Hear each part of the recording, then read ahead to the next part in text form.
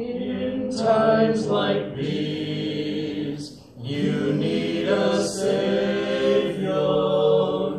In times like these, you need an anchor. Be very sure, be very sure. Your anchor holds and grips the solid rock. This rock is Jesus. Yes, He's the one. This rock is Jesus, the only one. Be very sure, be very sure. Your anchor holds and grips the solid rock. In times like these, you need the Bible. In times like these, oh, be not idle. Be very sure, be very sure.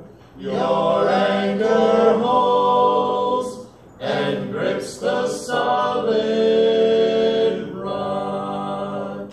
This rock is Jesus. Yes, He's the one. This rock is Jesus, the only one.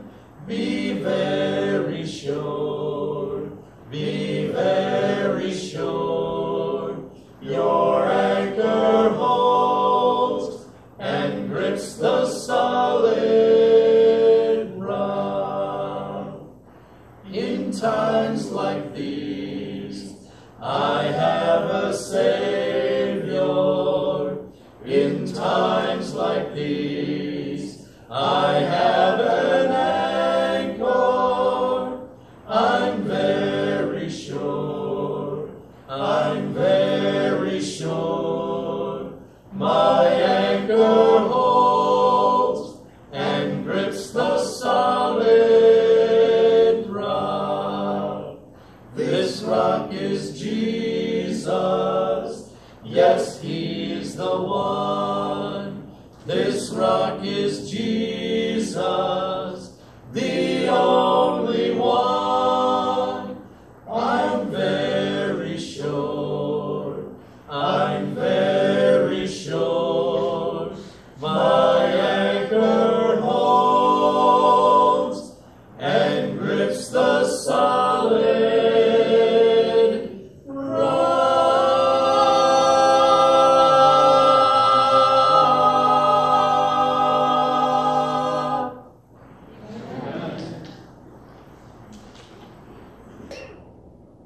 And that Monday morning, when Joyce entered the hospital for her last time, very early that morning, Joyce was there. Later in the morning, my wife Joanne and I found her in the emergency room in severe pain. She made comment. She was in very acute pain at that time. They just moved her, brought her back. She made comment that her vision was just clearing up. And now she had something new to deal with. Within that conversation, she commented that her mother referred to her sometimes as Mrs. Job. And that thought led Joyce to make a declaration of trust and of faith.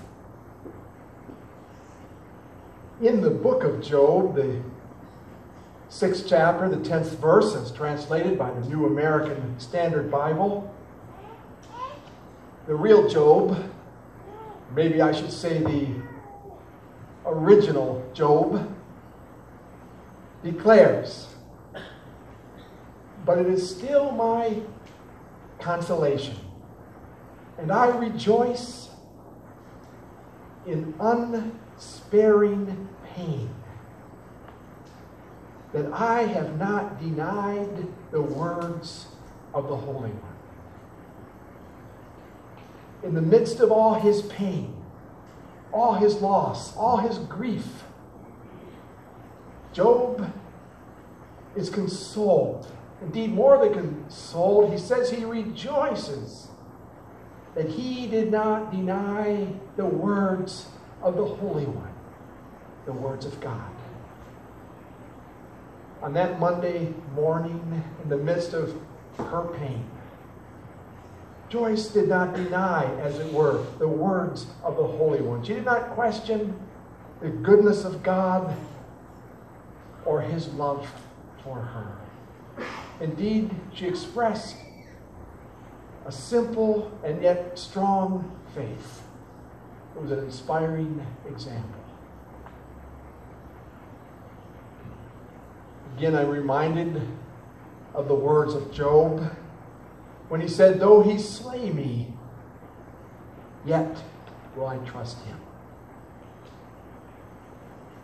The keynote of Job's faith, however, is expressed in Job chapter 19.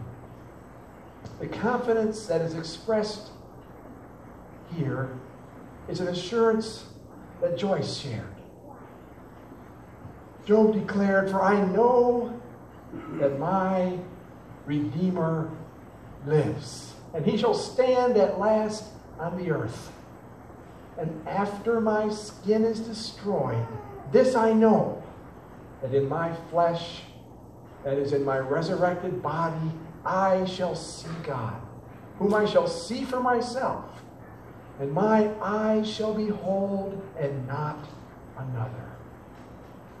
Here Job articulates a personal faith. He says, "For I know that my Redeemer lives." We notice here that he used the little monosyllable "my." Job not only knew that a Redeemer lived, he not only knew that the Redeemer lived, but he declared that he knew that his Redeemer lived. A New Testament parallel to that testimony is found in 2 Timothy chapter 1 and verse 12, where the Apostle Paul declared, "I know whom I have believed and am convinced that he is able to guard what I have entrusted to him until that day." Michael Faraday was the most famous scientist of his day. He invented the electric motor and the generator, without which, well, we just wouldn't have modern society. He was the discoverer of electromagnetic induction, electromagnetic rotations, the magneto-optical effect, diamagnetism, field theory, and many other things that Pastor Dan has no clue about. He was both a brilliant inventor and an amazing scientific theorist. And so it was that on his deathbed, visitors were trying to discover if he had any scientific theories in his mind that hadn't been published yet. And so they asked, "Dr. Faraday, what are your speculations?" "Speculations? Speculations?" Dr. Faraday answered. "I have none. I know," he said, "whom I have believed and am convinced he is able to guard what I have entrusted to him until that day."